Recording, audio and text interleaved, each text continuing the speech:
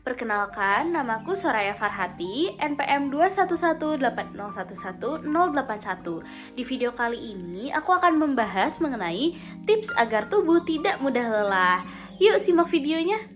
Teman-teman ada nggak nih yang baru jalan sedikit udah capek, nyapu udah ngos-ngosan, terus olahraga baru sebentar udah nggak kuat, mau nyerah? Hayo, bagi teman-teman yang merasakan hal seperti ini, bisa jadi kebugaran kardiorespirasi teman-teman tidak optimal. Sebenarnya apa sih kebugaran kardiorespirasi itu? Kebugaran kardiorespirasi merupakan kemampuan sistem jantung, pembuluh darah, paru-paru, tulang, dan otot untuk menyerap dan mendistribusikan oksigen ke jaringan otot saat beraktivitas. Sering juga dikenal sebagai daya tahan aerobik.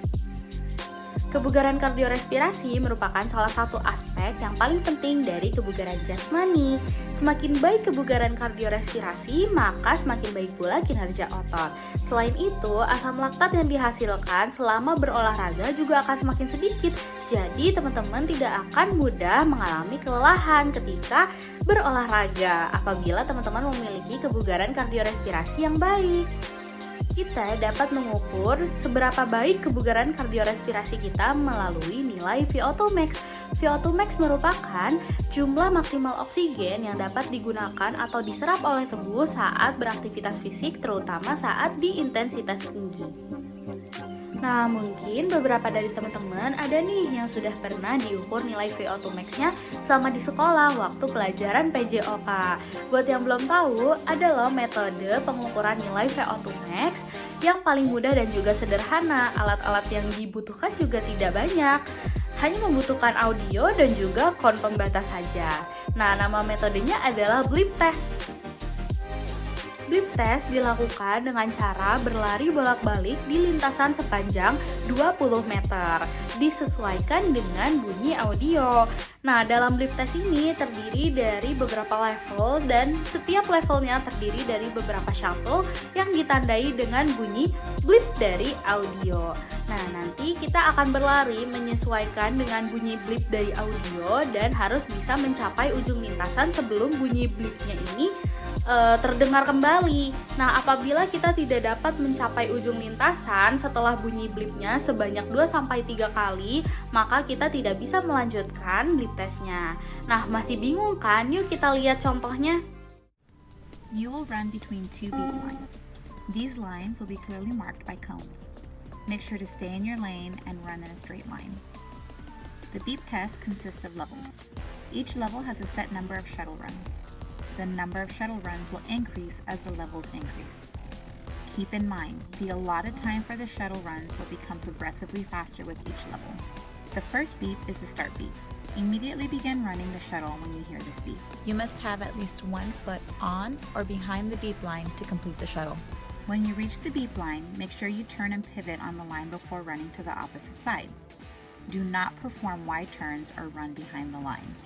If you reach the beep line before the second beep, wait on or over the beep line for the next shuttle to start.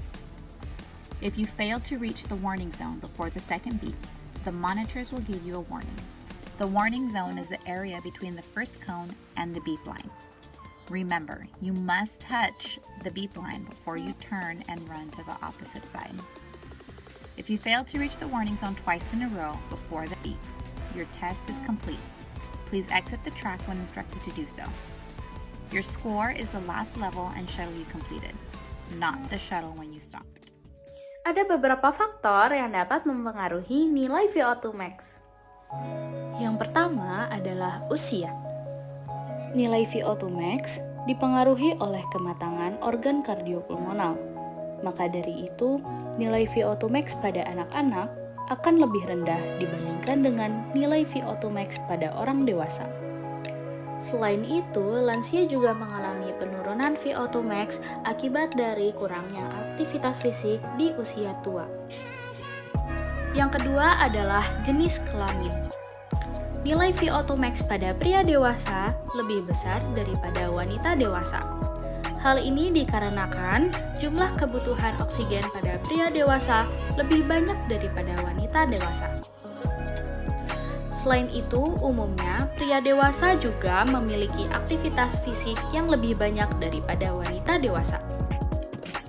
Perbedaan jenis kelamin pada anak-anak tidak mempengaruhi nilai VO2 max.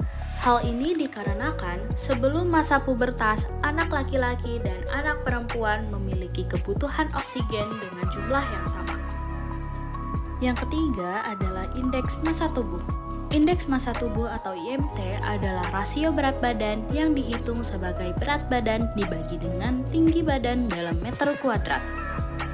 Seseorang dengan kategori obesitas kemungkinan besar mengalami penurunan fungsi organ kardiorespirasi sehingga berdampak pada penurunan nilai VO2 max. Yang keempat adalah fungsi organ kardiorespirasi. Organ kardiorespirasi yang berfungsi dengan baik dapat melakukan adaptasi saat beraktivitas fisik, terutama saat intensitas tinggi. Mekanisme adaptasi yang dapat dilakukan oleh organ kardiorespirasi adalah dengan meningkatkan denyut jantung, mengembangkan paru-paru, dan juga mengekspansi dinding dada. Apabila fungsi tersebut dapat dilakukan dengan baik, maka akan menghasilkan nilai VO2 max yang tinggi.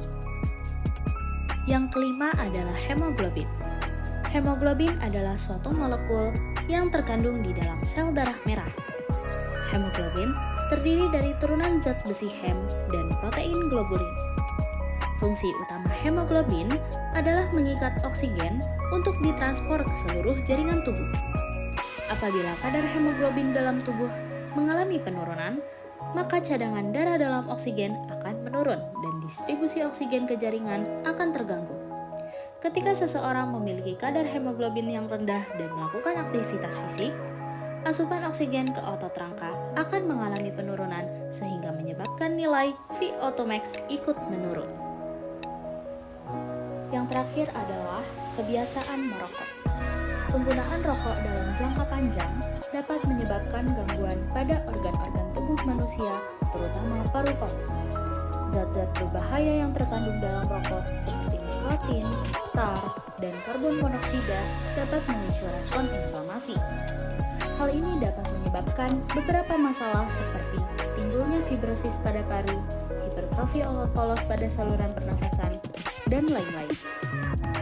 Rusaknya organ paru akibat rokok juga dapat meningkatkan risiko terjadinya beberapa penyakit seperti pneumonia, penyakit paru obstruktif kronis, dan kanker paru.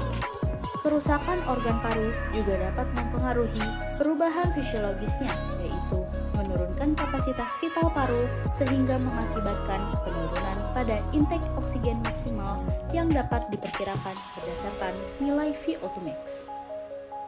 Oleh karena itu, merokok dapat berdampak pada penurunan nilai VO2 max.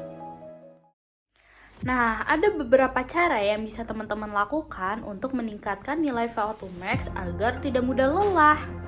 Yang pertama adalah dengan interval running.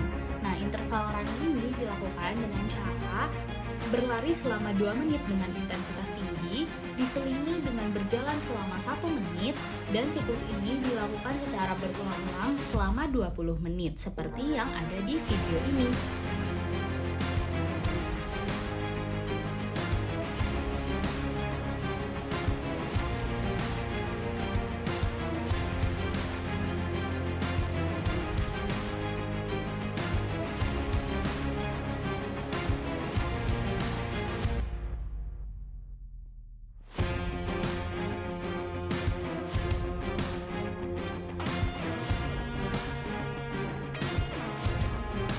Yang kedua adalah dengan continuous running, yaitu dengan berlari selama 20 menit terus-menerus di intensitas sedang tanpa berhenti.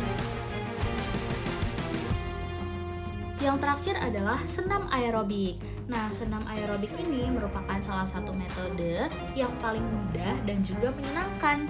Teman-teman juga bisa loh untuk mengikuti video tutorial yang ada di YouTube. Oke, jadi sekarang teman-teman udah tahu kan gimana caranya agar tubuh kita tidak mudah lelah. Kira-kira metode apa nih yang mau teman-teman pakai? Semoga videonya bermanfaat ya.